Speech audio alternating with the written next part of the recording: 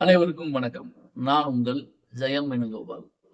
இப்போ பொய் பேசி வாழ்க்கையில ஜெயிச்சிடலாம் அப்படிங்கிறது நெறைய பேருடைய எண்ணமா இருக்கு. இந்த உலகம் என்ன பண்ணும் அப்படின்னா, தன்னுடைய சுய லாபத்துக்காக பொய் சொல்லி, அதன் மூலம் ஏதாவது ஒரு வகையில் ஆதாயம் பார்த்து, அந்த ஆதாயத்தின் மூலம் வாழ்க்கை தரத்தை உயர்த்திக் கொள்ளலாம் அப்படிங்கிறது எல்லாரும் பொதுவா செய்கிறது தான். யாரும் தப்பு ரைட்லாம் சொல்ல முடியாது. பொய் சொன்னா என்ன ஆகும்? பொய் சொன்ன வாய்க்கு போஜனம் கிடைக்காதுன்னுலாம் சொல்லி கேள்விப்பட்டிருக்கோமே. இந்த காலத்துல பொய் சொல்லாமலாம் இருக்க முடியுமா? அப்படின்னு ஒரு எண்ணம் வரும்.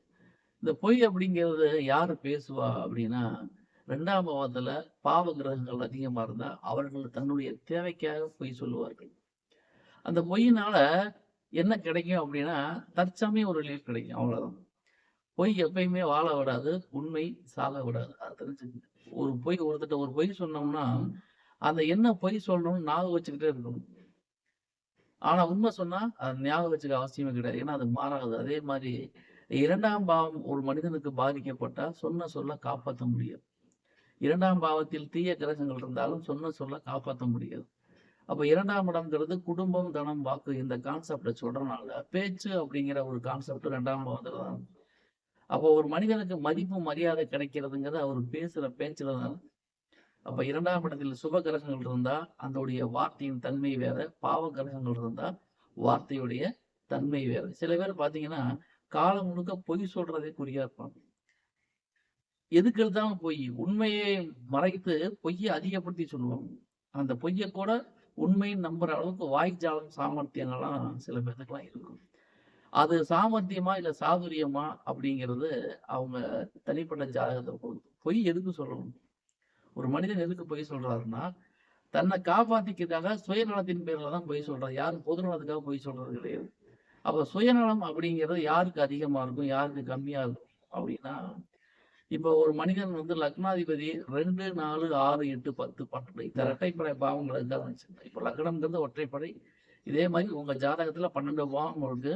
அதுல லக்னாதிபதி இரட்டைப்படை பாவங்களில் இருந்து தீய கோள்களின் ஆதிக்கத்தில் இருந்தால், அதோடைய டாமினேஷன் தீய கோள்கள் பார்க்கிறது, தீய கோள்கள் சேர்ந்து இருக்கிறது. இந்த அமைப்பில் இருந்தா, கண்டிப்பா அந்த ஜாதகர் பொருளாதார ஆசை அதிகமா இருக்கும். அப்போ பொருளாதார ஆசை அதிகமா வந்தா, எதற்கெடுத்தாலும் பொய் சொல்லலாம். அந்த பொய்யின் மூலம் ஆதாயம் பார்க்கலாங்கிற எண்ணம் இயல்பாகவே இருக்கும். அப்போ லக்னாதிபதி இரட்டைப்படை பாவங்களில் இருந்து தீய கிரகத்தின் பார்வையிலோ, தொடர்பிலோ இருந்தால் கண்டிப்பா அந்த ஜாதகர் சுயநலவாதியாகத்தான் இருப்பார். அவர்தான் அதிகமாக பொய் சொல்ல நேரிடும். 2ஆம் பாவத்தில் ராகு சம்பந்தப்பட்டா எந்த வகையிலாவது வாய் சாமர்த்தியமா, ஜாலியா, சாதுரியமா பேசி தன்னை பாதுகாத்துக் கொள்ளும். உண்மைய கூட மறைச்சு பொய்ய அதிகப்படுத்தி, பொய்ய கூட உண்மைன்னு சொல்ற அளவுக்கு சாதுரியமான பேச்சு மிக்கது 2ஆம் பாவத்தில் தீய குரல்கள் தொடர்பு. உதாரணத்துக்கு ராகுலா இருந்தா பிரம்மாண்டமா பேசுவார். கற்பனை அப்படி பேசுவார். அவர் சொல்றது என்னங்கிறது அந்த டயத்துல தெரியாது. பொய்ய கூட உண்மைன்னு சொல்லக்கூடிய விஷயம் 2ஆம் பாவத்தில் ராகு தொடர்பு இருந்தால். இது எல்லாமே பொதுவான தகவல் தான். அத நீங்க புரிஞ்சுக்கணும்.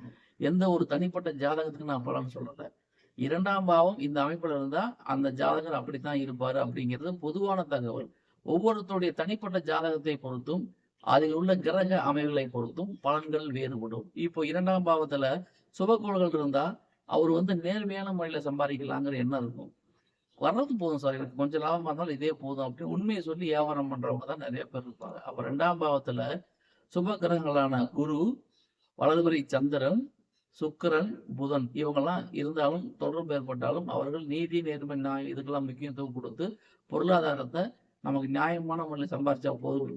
அந்த ஐடியா தான் இருக்கும். மாறாக 2ஆம் பாவத்தில் தீய கோள்கள் இருந்து, அந்த தீய கோள்கள் வலுவாக இருந்து, தீய கோள்கள் பாதிக்கப்பட்டிருந்தால் எந்த வகையிலாவது சம்பாதிக்க வேண்டும் என்ற உந்துதல் இருக்கும். இவையும் பொதுவான தகவல்களே. யாருடைய தனிப்பட்ட ஜாதகத்துக்கு உண்டான பலன் இது கிடையாது. பொதுவா பலன்கள் இந்த அமைப்புல இருந்தா இது இப்படித்தான் நடக்கும் அப்படிங்கிறது காமன் ரூல். இந்த ரூல் ஒவ்வொருத்தருக்கும் மாற காரணம் அவர்களுடைய தனிப்பட்ட ஜாதகத்தை பொறுத்து, அதில் உள்ள கிரக அமைவுகளை பொறுத்து. எனவே பொதுவான தகவல்களை உங்கள் சுய ஜாதகத்தில் போட்டு நீங்களாகவே குழப்பிக் கொள்ளாதீர்கள்.